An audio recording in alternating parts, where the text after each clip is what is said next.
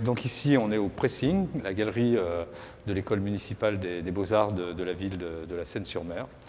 Pour Didier Petit, la question était de créer une interaction avec le public à travers une résidence de plusieurs semaines, donc durant l'été.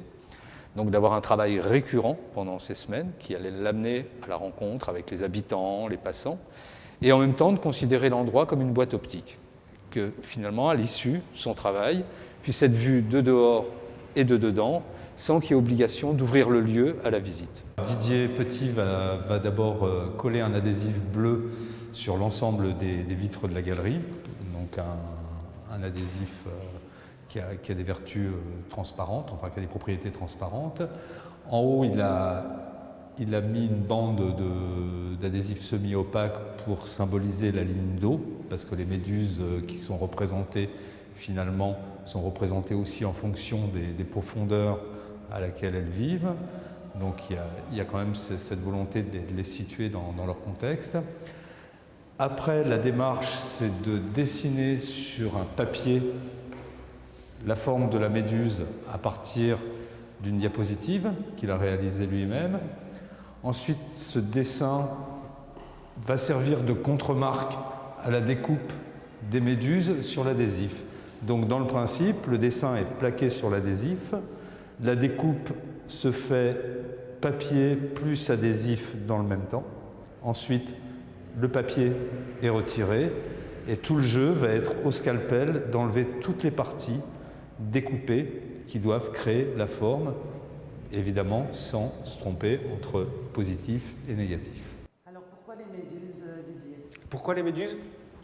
En fait, moi je travaille sur la projection de soi. C'est toujours le corps qui est renvoyé par rapport au sujet. La méduse, d'une certaine manière, c'est à la fois, on va dire, presque l'inverse de nous, parce que c'est un organisme gélatineux, ça n'a aucune substance, il n'y a pas de squelette dans une méduse.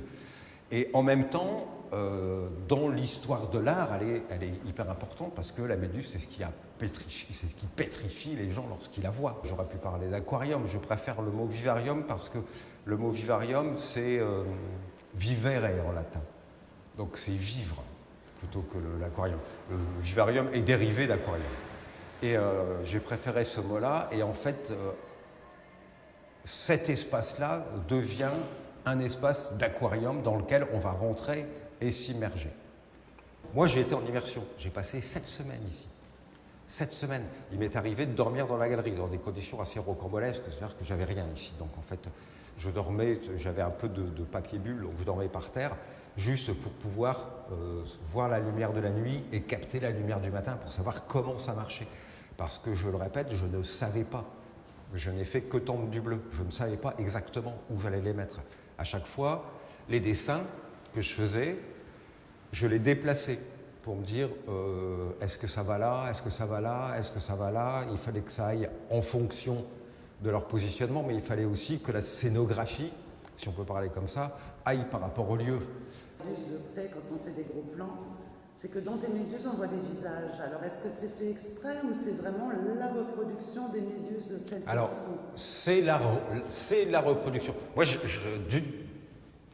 j'interprète peu, en fait. Je fais le dessin, mais tu parles de visage parce que moi, je pensais à celle-ci, par exemple.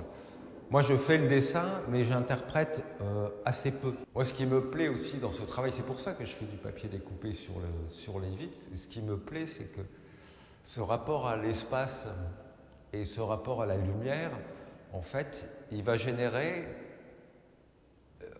il y a les dessins, il y a la découpe sur les vitres, on va dire que ce serait 2 contre-marques. Il va générer le vrai dessin qui est le dessin fait avec la lumière extérieure, qui se promène sur les vitres, qui se promène sur le sol, qui se promène sur les murs, etc.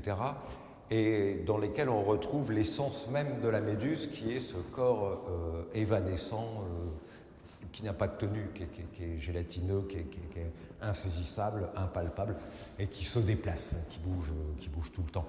C'est aussi l'interaction entre le sujet et sa manière de vivre, sa manière de fonctionner.